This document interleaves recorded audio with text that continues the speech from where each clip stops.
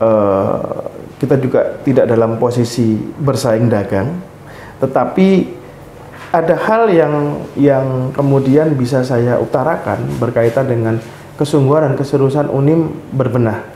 Berbenah itu untuk menyiapkan mahasiswa menjadi pribadi-pribadi yang tangguh ke depan. Nah ini kita sudah punya dari visi berbudaya, bermartabat, rahmatan lil alamin, kita turunkan menjadi Pancacita yang itu menjadi satu konsep di dalam Universitas Islam Majapahit, The Religious Cultural University. Acara ini disupport oleh Paragon Corp dan Hawaii Waterpark Malang.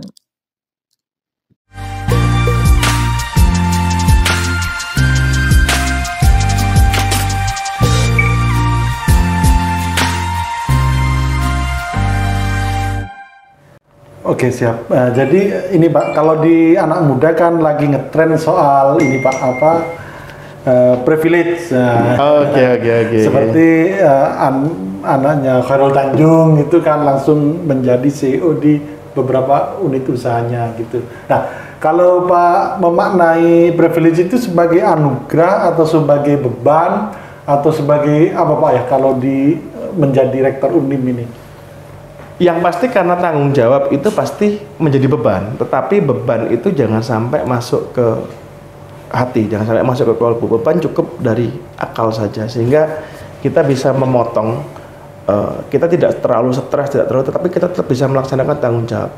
Bisa kita bayangkan ketika kita tanggung jawab tanpa beban. Nah, bahwa urusannya kemudian nanti setelah menjadi beban bergeser menjadi kesenangan, itu urusan yang lain.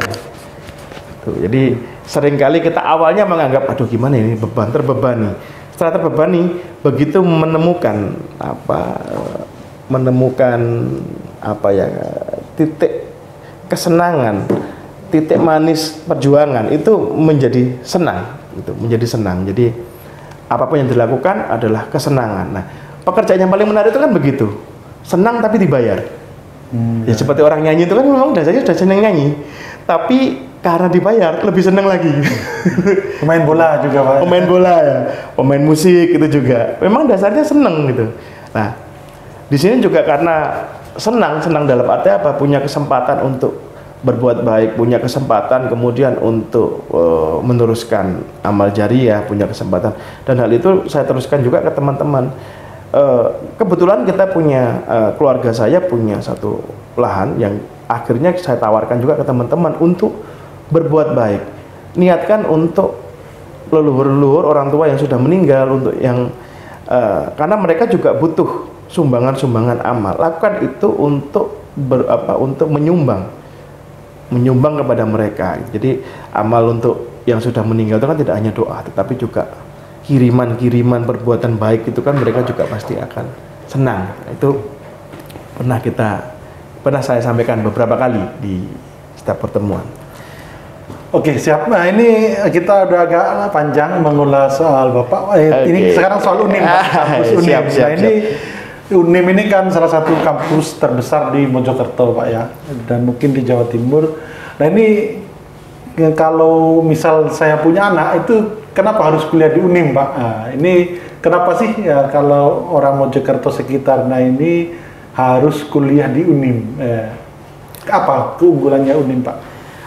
Soal keunggulan saya tidak bisa menyampaikan secara spesifik karena kita juga tidak dalam posisi bersaing dagang, tetapi ada hal yang kemudian bisa saya utarakan berkaitan dengan kesungguhan dan keseriusan UNIM berbenah. Berbenah itu untuk menyiapkan mahasiswa menjadi pribadi-pribadi yang tangguh ke depan. Nah ini kita sudah punya dari visi berbudaya, bermartabat, rahmatan lil alamin, kita turunkan menjadi Pancacita. Di dalam Pancacita itu ada satu berpemikiran akademik. Tentu tradisi-tradisi berpikir akademik, iklim akademik harus mulai dibangun dan diperkuat. Kemudian yang kedua ada berpemikiran akademik, berkecakapan profesional, Sehingga kegiatan-kegiatan praktikum dan lain sebagainya ini juga menyambut nanti MBKM ini perlu kita godok lagi untuk bisa lebih memperkuat citra rasa ilmu setiap orang, setiap lulusan kita.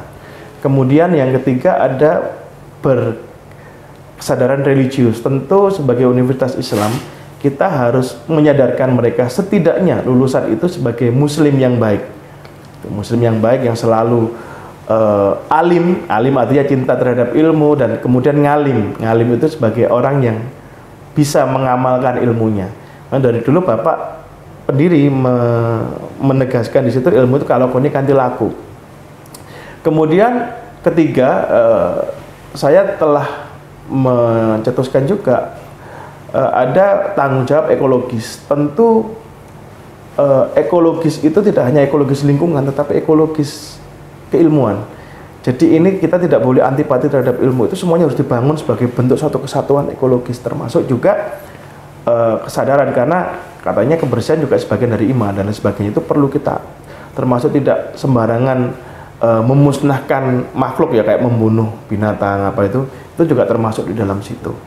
Kemudian yang terakhir ada kearifan kultural. Lah ini yang kemudian nanti bisa kita tarik ke bagaimana UNIM juga sebetulnya tertarik kepada seni dan budaya yang itu menjadi satu konsep di dalam Universitas Islam Majapahit, The Religious Cultural University. Gitu. Jadi konsep itu saya bakukan ketika saya awal kali menjabat dalam tahun pertama. UNIM jati dirinya religius kultural. Siap. Lah Pak, ini tadi ada kata menarik itu, tidak bersaing dagang. Nah, jadi tidak menganggap kampus ini sebagai sebuah sarana bisnis. Nah, itu gimana Pak? Apa memang seperti itu atau gimana Pak? Iya, karena seringkali saya sampaikan ke wakil rektor kita harus mempertahankan warna ini. Sudah sering waktu dulu, UNIM itu apa? UNIM itu siapa? UNIM itu perannya apa? Gitu. Pertanyaan itu belum juga dijawab. Kemudian saya memberanikan diri untuk menggali lebih dalam. Ternyata UNIM itu warnanya seperti ini dan jangan pernah dirubah. Loh, nanti rugi mahasiswanya kalau begini-begini, ini nanti makan gini-gini. Tidak apa-apa, karena zaman-zaman sekarang, apalagi telah disampaikan di zaman akhir-akhir zaman, memang banyak kebaikan-kebaikan sudah disampaikan tetapi tidak berakibat. Artinya orang acuh saja, gitu dah. Banyak nilai-nilai yang kemudian ditinggal. Nah, kalau nilai ditinggal, berarti kita tidak bisa mempertahankan nilai yang sudah diciptakan oleh Allah. Sehingga kita kalau mau begini, ya idealisnya harus begini. Jadi sering kali saya kemudian itu dikritik karena pemahaman ini kemudian berseberangan dengan pemahaman ilmu-ilmu manajemen. Kalau begini kita nanti dapatnya ini dari mana? Kalau begini nanti kita dapatnya dari mana? Kok ini bisa dikembalikan? Bagi saya ya sudahlah, itu yang penting saya bisa memfilter semua penghasilan yang diterima anggota saya itu barokah, insya Allah cukup untuk semuanya. Kalaupun enggak, nanti pasti dapat tambahan dari yang lain. Tetapi kita harus menjunjung kalau ini memang bukan hak kita, jangan kita terima. Itu sering kali kita. Jadi kalau nanti kita urusan bicara bisnis, kita sediakan lahan bisnis sendiri, jangan di sini. Jadi bahkan suatu ketika kemarin waktu itu saya sempat rapat dengan pimpinan universitas, saya bilang kita harus punya bisnis apa ya? Contoh-contoh sudah saya sampaikan. Coba lihat ini dia bisa menjual dengan harga murah. Ternyata core bisnisnya bukan di situ, core bisnisnya di sini lah. Kita gimana bisa menciptakan kondisi seperti itu? Cuma memang beberapa keinginan saya agak sulit dijawab karena kalau katanya Mas Torik kemarin kan out of the box. Kadang-kadang itu saya nggak ada kotaknya. Jadi kadang-kadang kita agak kesulitan gimana ya membayarkan. Sampai tugas saya sampai hari ini juga belum diselesaikan oleh Wakil Rektor Akademi dan Mahasiswaan itu soal tabel kimia lulusan. Istilah saya masih itu sementara, belum saya rubah. Nah itu gagasan itu agak susah dicerna, tetapi tabel kimia gimana maksudnya Mas? Mas Tari kalau tahu tabel kimia itu ketika zat kimia ini campur ini jadinya ini zat kimia ini, itu mau saya itu harus bisa didisplay menjadi rekam jejak setiap peserta didik kita. Kalau saya mau menjadi itu, maka saya harus mengambil apa saja dalam prosentase yang bagaimana. Oh. Itu bisa dibayangkan tapi susah dibuat. Misalnya ketika saya ingin jadi pengusaha, maka ketika di UNIM harus melalui ini gitu. Nah, kalau dia jadi pengusaha mewarisi orang tuanya, tentu dia sedikit banyak sudah tahu permasalahannya. Nah, dia harus cari obatnya di UNIM. Nah, saya inginnya dia mendesain sendiri. Oh ternyata ini saya kurang di sininya. Oh ternyata di supply chain-nya saya harus tahu ini, karena sekarang untuk kegiatan perdagangan kita tahu ada dropship, ada istilah-istilah yang lain yang itu memotong rantai dagang itu sangat jauh sekali. Kita bisa langsung ambil dari sumbernya, bahkan dari negara lain. Ini kan hal-hal yang harus dipelajari. Misalnya kalau dia ada di komunikasi tidak hanya bisa di komunikasi, dia harus belajar tentang manajemen, tentang SDM, mungkin juga tentang sedikit kalau memang hasil asesmen psikologisnya mencukupi, dia bisa belajar di informatika juga untuk membuat aplikasi ringan-ringan. Nah, itu saya rasa kita bisa mengelaborasikan semua jurusan. Modalnya justru ada di tes awal UNIM. Tes awal UNIM itu asesmen psikologis. Jadi kita tidak hanya menggantungkan pada hasil belajar, tetapi juga pada pada minat anak ini sebetulnya bakatnya di mana. Oke. Siapa UNIM ini sekarang sudah, kalau boleh tahu, sudah semaju apa Pak? Sejak 2015 sampai sekarang ini jumlah mahasiswanya sekarang total berapa Pak? Kalau alumni tadi sekitar 8 ribuan Pak ya. Kalau jumlah mahasiswa kalau yang saat ini ada seluruh peserta didik kita sekitar 1.300-an. 1.300 dengan angka aman setiap PKKMB itu sekitar 400-an. Peserta baru, maksudnya peserta didik baru. Ini dalam waktu dekat insya Allah kita akan coba mengajukan 4 prodi baru. Itu ada 4 prodi baru yang akan kita ajukan dengan harapan ada menu baru di Universitas Islam Majapahit. Sekarang udah ada berapa prodi Pak? Ada 13 prodi. 5 fakultas ya? 5 fakultas. Oke. Nanti dalam pengembangan itu ada penambahan, insya Allah semoga saja segera di ini. Nah, untuk itu kita butuh banyak rekanan untuk bekerja sama. Nah, kemarin dalam rapat saya sampaikan kerjasama ini tidak bisa kalau hanya di kertas. Kita harus ada rapat untuk pembagian porsi kerjasama. Namanya kerjasama itu kan kerja bersama, otomatis ini sparring partner. Nah itu harus ada pembagian-pembagiannya. Misalnya ya kalau memang ini menjadi jejaring yang besar, ini kan bagus. Jejaring untuk mempersatukan, jejaring untuk mengelaborasikan, jejaring untuk ini. Jadi fungsi lembaga ini tidak hanya kerjasama antar sesama yang sudah bekerjasama, tetapi yang akan itu mungkin juga bisa. Misalnya kita sedang menghadapi persoalan ini, oh saya punya relasi di sana, bisa dihubungkan, terjadi hubungan kerjasama lagi. Jadi ada bisa semacam jejaring itu yang perlu memang harus kita rawat, juga harus kita kembangkan, harus kita perkuat gitu.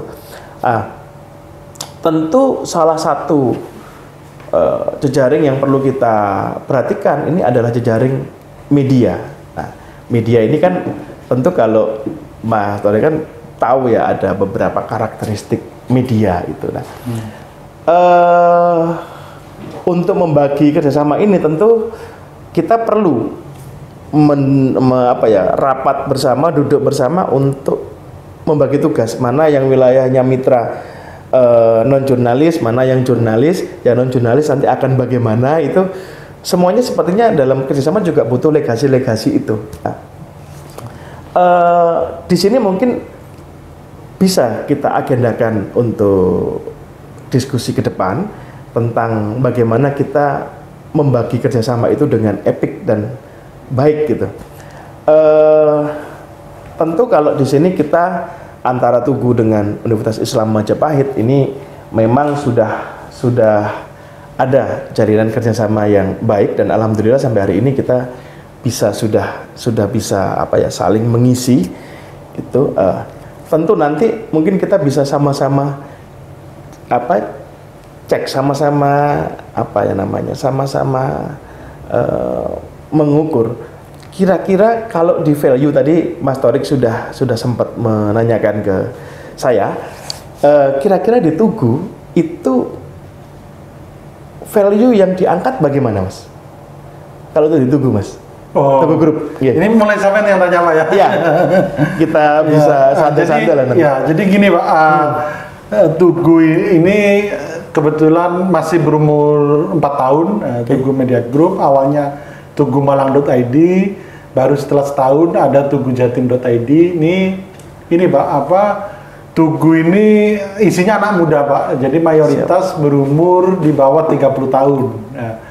Dan 70% itu lulusan dari Jawa Pos Radar Malang, jadi koran. Jadi mayoritas dari koran di Tugu Media Group ini sudah ada di 9 kota, salah satunya di Mojokerto ini. Satunya. Jadi kita sebagai media, kita kan media itu ada 2 Pak, kalau bisa kita klasifikasi ya, yaitu media jurnalistik dan 2 media mainstream dan juga media sosial.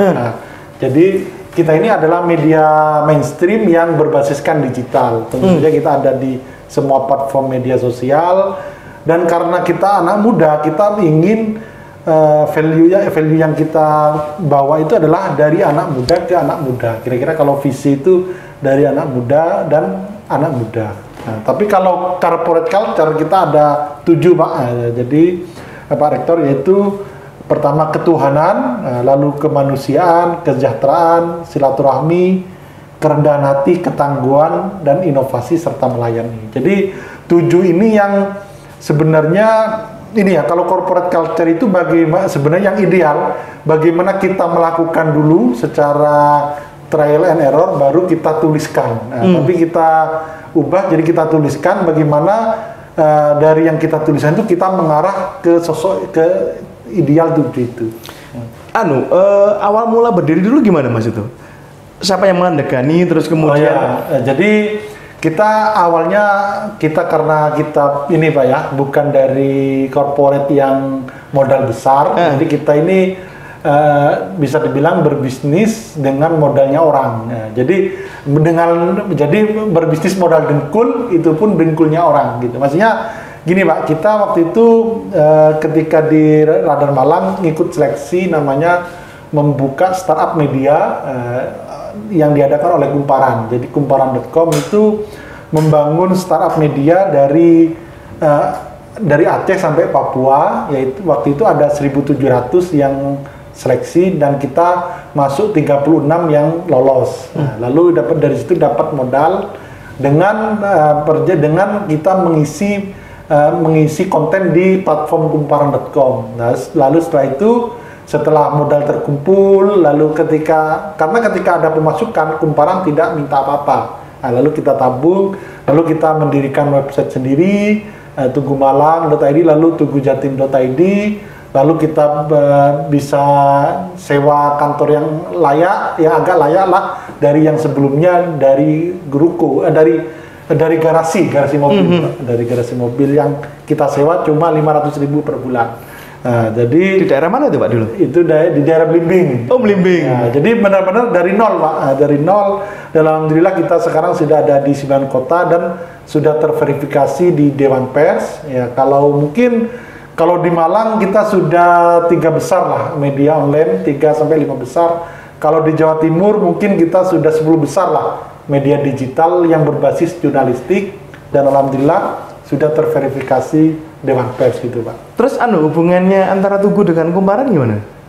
Tugu dengan Kumparan itu cuma mitra saja, kita ngisi konten, Kumparan ngasih sedikit subsidi ke kita, dan sejak Januari kemarin sudah tidak ada kaitan karena Kumparan melakukan efisiensi di 30 daerah termasuk di Malang gitu. Oke. Jadi spiritnya sama dengan Unim. Jadi dari awalnya yang mungkin nggak apa-apa ingin menjadi apa-apa. Kalau kata buku itu lokal heroes lah. Jadi menjadi lokal, dari lokal menjadi hero. Kira-kira gitu Mas. Iya, lah itu tujuan yang sama itu kan bisa menjadikan ikatan kerjasama ini kuat gitu. Artinya tujuan visi yang sama meskipun objek atau misinya berbeda, sasarannya berbeda, tetapi ini tetap bisa menjadikan kita besar gitu. Seperti beberapa misalnya untuk memperluas sayap, Mas Torik atau teman-teman menghubungi misalnya seperti relasi-relasi saya itu kan juga mudah. Oh, ada kerjasama seperti yang kemarin di provinsi dan sebagainya, itu saya yakin bisa mempermudah itu. Termasuk ketika kita misalnya menghadapi tadi kerjasama ini perlu dikuatkan karena ada seduluran, ada apa itu mungkin lebih elok dan lebih kuat mungkin untuk bisa kita ini. Jadi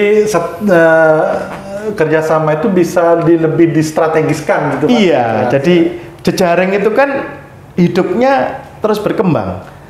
Tidak seperti pokoknya sekian kewajiban saya ini, kewajiban kamu apa, kan tidak hanya seperti itu.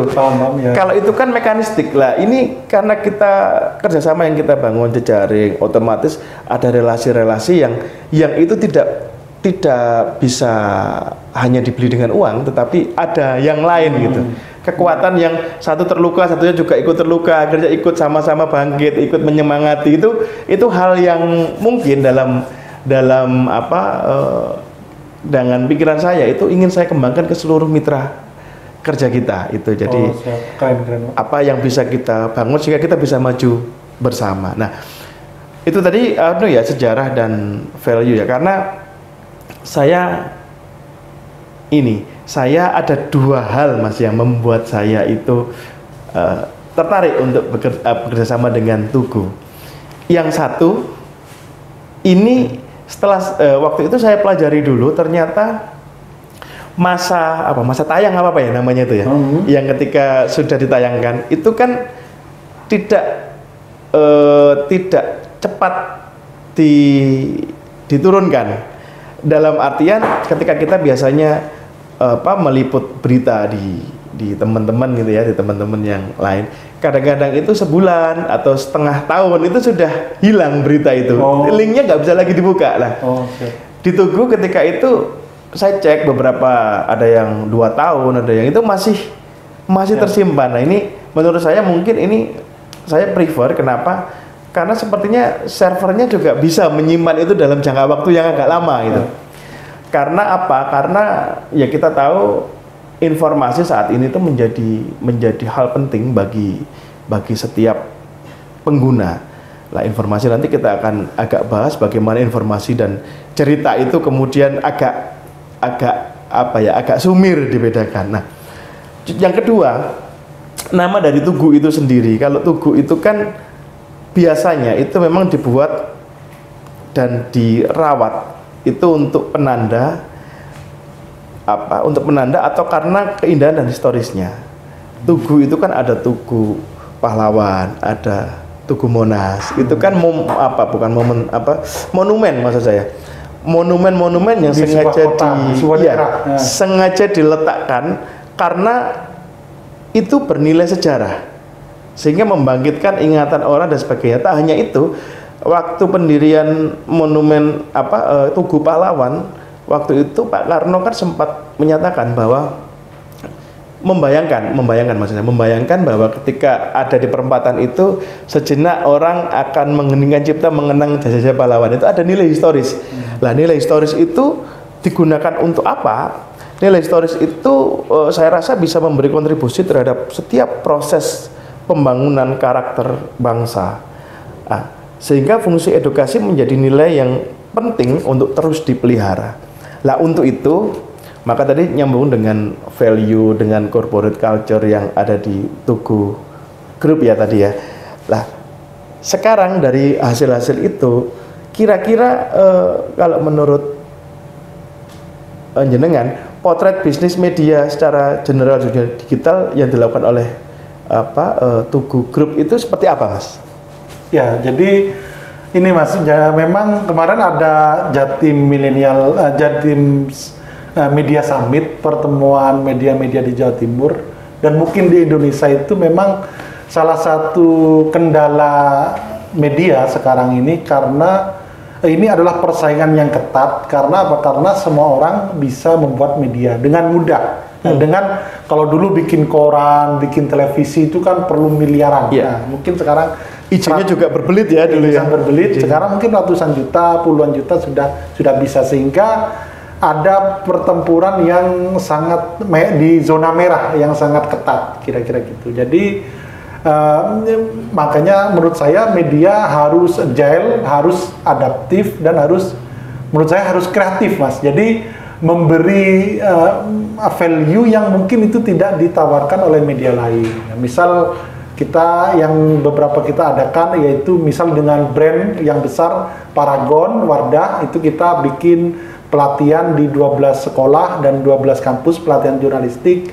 dan mengelola media sosial, dan mungkin tahun ini akan kita agendakan di UNIM salah satunya. Nah, itu gratis dan yang membiayai adalah pihak brand. Nah, jadi kita mengaktifasi brand. Nah, jadi mengaktifasi seperti itu yang kita salah satu bisnis model yang kita buat. Nah, karena apa? Karena komitmen kita adalah ketika pertama kita mendirikan ini, bagaimana menghadirkan jurnalisme berkualitas di media sosial. Karena kan dengan banjirnya informasi itu kan banyak informasi sampah ya, atau informasi hoak, disinformasi dan lain sebagainya. Jadi kita tidak ingin semakin merunyamkan masalah, kita ingin menjadi sedikit solusi dengan menghadirkan konten berkualitas. Nah, dampaknya dari konten berkualitas ini tentu saja adalah klik yang ya mungkin minim lah, Mas. Minim karena yang sering dibuka itu kan konten yang bombastis, yang itu tidak mendidik, yang clickbait ya, itu kan sumber pemasukannya media-media yang seperti itu kan dari AdSense. Nah, jadi kalau bisnis model kita, AdSense itu mungkin menyumbang cuma 10% dari total revenue. Jadi revenue yang paling besar masih dari iklan direct, misal kerjasama dengan UNIM, dengan banyak kampus, dengan Pemda, itu iklan direct, dan juga dari event dan program yang kita buat. Itu menurut saya sebenarnya nggak hanya di bidang media, Mas, ya, di semua sektor kita harus mempunyai value dan nilai tawar yang mungkin itu melebihi dari kompetitor kita. Itu yang menjadi spirit dan juga menjadi solusi yang akan terus kita lakukan. Gitu, Mas. Oh iya, terus berarti dalam hal ini ya, kira-kira dengan banjirnya informasi yang sudah kita banyak temukan di medsos, di media-media lain, itu bagaimana sikap Tugu Media untuk menghadapi luapan bahkan banjir informasi yang ada itu? Karena ini terus terang menjadi kekhawatiran sekaligus juga keprihatinan kita. Apalagi saat ini kita susah membedakan mana itu berita, mana itu cerita, yang semuanya tampak seperti informasi. Oh, siap. Nah, jadi ya gini, bagaimana membedakan antara hoax, cerita, dan lain sebagainya. Jadi kita memberitakan selain berita yang memang, kalau berita yang rawan, kita itu pasti mengklarifikasi. Misal ada kebakaran yang meninggal 3 atau 4, itu pasti kita klarifikasi ke orang pertama, nah, gitu. Jadi kalau dalam jurnalistik itu kan ada banyak imannya, Mas. Jadi misal ketika kita iman paling rendah itu adalah iman katanya. Nah, jadi ketika hujan kita hanya mendapatkan cerita kalau itu ada hujan di depan rumah kita, itu iman paling rendah katanya. Nah, jadi jurnalisme katanya itu yang paling rendah. Lalu yang iman paling tinggi lagi yaitu kita melihat keluar, itu ternyata benar hujan, melihat dari mata gembala. Lalu yang paling agak tinggi lagi, kita keluar rumah sampai kehujanan. Nah, itu mengklarifikasi sampai kehujanan. Lalu yang paling tinggi lagi adalah kita menginvestigasi hujan ini kenapa ada banjir, apakah ada korupsi, apakah ada penyelewengan anggaran. Nah, itu iman yang paling tinggi, bagaimana kita mengklarifikasi kebenaran sampai ke akarnya. Jadi kebenaran itu kan terpaut oleh ruang dan waktu, Mas. Jadi benar. Dari perspektif sekarang benar, tapi ketika kita lebih dalam lagi, bisa saja itu nggak benar, karena ada misal ini sudah pembangunan ini sudah sesuai dengan KI, dengan apa itu, dengan pembangunan ini sudah sesuai dengan standar, tapi ketika kita investigasi ternyata ada yang dilanggar, ada yang spesifikasinya yang nggak sesuai dan lain sebagainya. Jadi dalam jurnalistik titik poinnya adalah bagaimana kita harus disiplin verifikasi, Mas. Jadi kita tidak boleh hanya katanya lalu kita muat. Jadi harus kita verifikasi kepada pihak pertama, ya gitu. Oke, untuk proses verifikasi ini, Mas. Sebelum dulu itu saya jadi ingat. Dulu itu kan ada istilah apa? Bad news is good news. Yeah. Kemudian sekarang perkembangan jurnalistik yang saya amati sekarang ini ternyata dalam perkembangannya jurnalistik ini tidak cukup hanya memverifikasi, karena saya anggap begini, ada media online, media massa online maksud saya, yang satunya ini ada media massa yang update-nya itu tidak, artinya dia tidak berorientasi terhadap kecepatan berita, tetapi ketepatan. Jadi tepat itu maksudnya adalah presisi dan akurat. Nah, tentu dia semacam melakukan analitik. Jadi kayak media-media yang semingguan atau bulanan itu kalau cepet-cepetan kan kalah cepat sama yang media online yang seketika itu harus upload, harus unggah. Tapi ada ya masing-masing ini punya dua ciri sendiri sih. Yang satu itu kecepatan, keupdatean, yang satu ini analitik. Dua-duanya tetap perlu verifikasi. Yang ini tetap memverifikasi itu, yang ini tidak lah. Persoalannya kadang-kadang itu, Mas, yang menarik. Banyak yang sudah mengisi di jurnalistik online yang itu cepat, tetapi akurat dan presisinya ini apa yang berkembang gitu kan. Lah yang ini yang analitik ini sepertinya juga belum banyak dilakukan karena memang ribet, harus cari informasi ke sana, mengelaborasi, kemudian triangulasi, harus begini mengevaluasi, itu kecenderungannya nanti akan mengarah kemana, itu kan lama dan susah lah. Kira-kira di pergerakan Tugu Group ini nanti ke depan mau di dua varian ini apa salah satu saja? Oh ya, nah, jadi kita ada yang kalau bayangan kita nantinya dan yang sudah kita lakukan, ada berita yang memang itu harus cepat, kayak berita kalau di jurnalistik itu disebut breaking news. Misal ya. Kejadian Kanjuruhan kemarin yang meninggal sampai 135 itu kita harus cepat karena itu karena kita berkejaran, orang ingin tahu lebih cepat. Jadi, selain cepat juga kita memaksimalkan distribusi di semua platform media sosial. Ada di IG, Facebook, TikTok. Itu kita mendistribusi di semua itu agar kita tidak kalah update dengan media yang lain atau influencer yang lain lah. Kira-kira seperti itu. Tapi di lain pihak kita ingin nanti ada memang yang itu jalannya slow. Kayak sesama-sama membahas Kanjuruhan, tapi itu dia lebih investigatif, lebih analisis dan lebih menawarkan hal yang berbeda. Jadi ada dua tim lah kira-kira, ada tim cepat, ada tim slow nantinya. Tapi sekarang kita masih dalam satu tim karena tim kita masih terbatas seperti itu, Mas. Karena itu sepertinya menarik, Mas, kalau bisa begitu, dan mungkin suatu saat nanti Unim bersedia membuat pelatihan bagaimana cara mendapatkan metodologi yang bagus untuk jurnalistik. Untuk itu sepertinya bisa jadi satu gerakan bareng dari, jadi nanti kalau kasusnya begini, metodenya sepertinya begini, itu asik sepertinya menurut saya. Jadi agar kalau tadi hujan, kita sudah tahu hujan, diverifikasi hujan memang basah dan sebagainya, tapi kalau analitik itu kan tahu loh, kok hujannya hanya di sekitar sini, kok sana kok enggak, harus dicek juga awannya, apakah memang hujan ini betul-betul dari langit, dari awan, ataukah ada orang yang iseng nyiram, seperti kalau di film itu kan orang pakai payung lagi ngobrol disiram pakai air kan akhirnya hujan. Nah itu kan analitik mungkin lebih ke apa, bisa mengurangi dampak hoax ya. Itu terus lah ini karena nanti apa komposisi mahasiswa kita yang saat ini masih 99% ini dari lokal itu dalam arti Mojokerto dan Jombang ya kalau daerah sini ya. Dan 1% itu 1%-nya nanti ada yang dari luar Jawa, ada yang dari Bali, Sumatera, kemudian ada juga yang dari Cirebon, dari Malang, dari Gresik, ada banyak lah beberapa kota.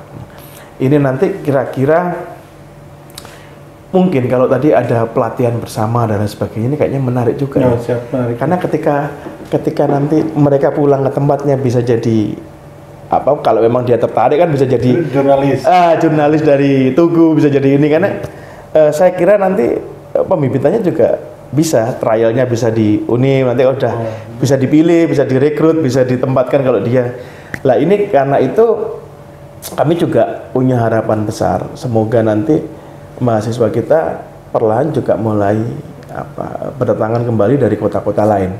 Tapi jujur saat pandemi kemarin saya orang yang paling bersyukur ketika mahasiswa kita hanya berasal dari lokal. Kenapa Mas?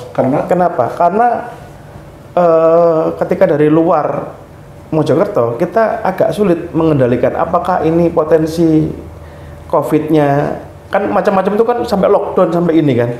Lah ketika dalam izin penyelenggaraan itu ketika itu dipastikan loh, ini pesertanya dari mana saja. Kalau dari luar kota kan sangat berisiko juga untuk Mojokerto gitu. Sehingga ketika itu alhamdulillah meskipun kita masih protokol ketat ketika itu kita masih bisa masuk gitu. Oke, siap Pak. Ini kayaknya kita sudah 1 jam. Okay. Kita mungkin closing statement lah dari Pak Rektor. Kita kan ini kan Unim, sebenarnya ini sama. Unim membina anak muda dengan menjadi mahasiswa, Tugu membina anak muda sebagai jurnalis dan juga pembaca anak muda. Mungkin tips dan trik 3 kata lah bagi dari Pak Rektor bagi anak muda yang ingin sukses, itu apa kira-kira 3 hal yang harus dimiliki oleh anak muda? Pertama, jadilah soleh. Kedua, jadilah orang berilmu. Ya alim itu kan orang berilmu ya. Alim. Kemudian yang ketiga, jadilah ngamil. Ngamil itu yang melaksanakan, sehingga lengkaplah itu sebagai ilmu kalau kuning nanti laku.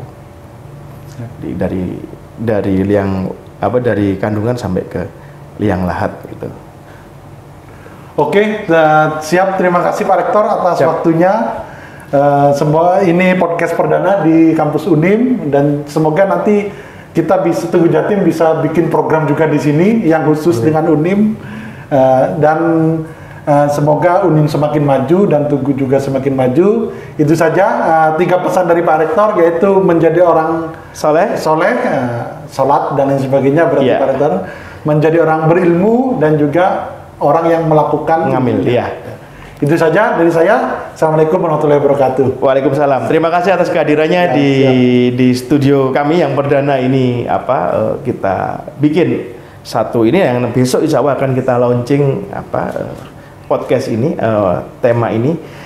Saya ucapkan selamat datang, terima kasih sudah mengunjungi kami. Semoga nanti dalam perjalanan pulang tidak ada hambatan dan lancar, sukses selalu. Terima kasih. Assalamualaikum warahmatullahi wabarakatuh. Acara ini disupport oleh Paragon Corp dan Hawaii Waterpark Malang.